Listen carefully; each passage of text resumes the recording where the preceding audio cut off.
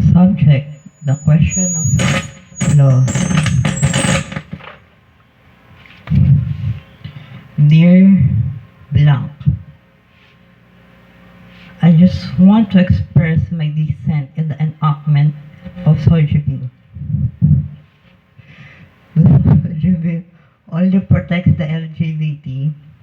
It does not contain any shield for the real vulnerable groups of people such as children against being harassed, abused, and in any way victimized by LGBTQ community and their advances. We already have laws against discriminations in all forms of gender, ethnicity, and religions. We do not need Soji Bill. We do not need this bill just to trespass our sacred hearts and private spaces to people who are foreigner or stranger to them, as we will put our morality into measure. Maybe we should look at the term respect, compassion, and understanding, and of Christian life should not be terribly outdated but mandated. In no wise I will cast out a man pretending to be a gay man, trans woman. In some scenarios, wherein a child or a girl may be at risk, and because of the irresponsiveness of the legislative bodies and the immobilization of the law, whom shall it serve and how shall the law be manifested? It exaggerates and oversimplifies the existing laws and rights that already protects people and its citizens from further abuse and discrimination. The laws and human rights we already had. No need for Soji Bill. Laws that protect all Filipinos regardless of gender. Right to employment, labor code. Work-related harassment, RA 7877. Verbal abuse, RA 9262.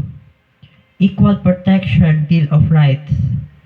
Gender-based harassment, including online, RA 11313. Crimes against LGBT plus revised penal code.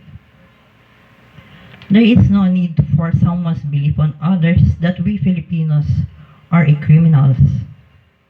If it seems inappropriate when they or someone avoids making a movie production like Cesar Evangelista Buendia, an ex-homosexual, and has a YouTube video entitled Pinanganak Ka Bang Bakla. Would he be prosecuted for the same very reason that they deemed it too inappropriate? And that also if he stops and refuses to do works or make works for them? And if it is already unethical, unchristian, and against his values and beliefs? Would he be harassed by the same people he works with and works for? Threatening or will and can threaten Mr. Buendia and sue him for his discriminatory acts because of that topic.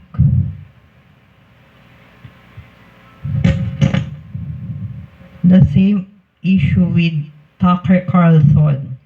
Transgenderism's America's fastest growing religion, YouTube. He was fired and suspicions arises because he exercises his freedom of speech and upholding of one's personal religious views. The moment he accepts those praises about his beliefs, and it turned out bad for him, thereby terminating him in the Fox News channel for his statements. The truth, freedom, and an attack of true discriminatory practices against someone's beliefs held as one's right, tradition, values, and old customs treated as equally important like respect and mano po at opo are one of the Filipino desirable, valuable traits one can never neglect. as opposed to bad mouthing someone and lying and saying bad words to someone on a personal level without asking their opinion, or gossiping, slander, libel, or cheating, or frauding someone is really irresponsible, unchristianic way that one can never condone and tolerate. Reina Valmores of the gay rights organization Bahaghari says, you definitely have to frame this out. This is a propaganda war. It's not just rainbows and butterflies. You have to be willing to fight for it, said Reina. This is not just a fight for gender equality. This is a fight for the truth. A fight against falsehoods. Reina stressed how important it is for LGBT advocates to branch out of their echo chambers and work with other sectors, especially those who are also abused and have been victims of disinformation. Reina said that it is a myth to say that transgenderism is a mental psychiatric disorder. Reina Valmores confesses that statement, but what we now know is the misconception we are dealing with.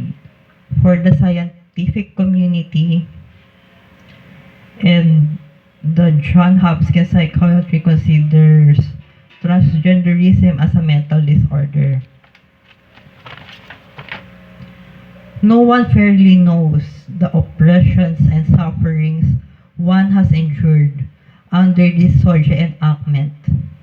No one has fairly understand and can comprehend what devastation and the damaging effects done physically, emotionally, financially, spiritually, economically are both unreasonably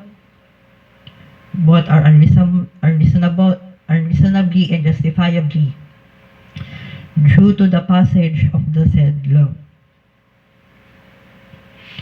No one knows the dire negative impact it gives to the victims and its trauma. Before anything else, let's discuss hate speech. What is hate speech? Explained for students.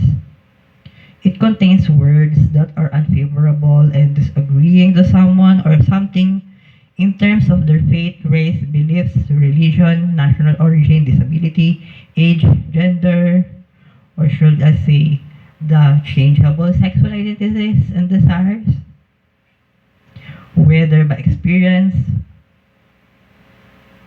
or of changing, repenting an ideology into new one, or change because of exposure, would likely make someone treat this concept or statement as discriminatory because the biological features of a man and its science is further questioned by an individual seeking truth.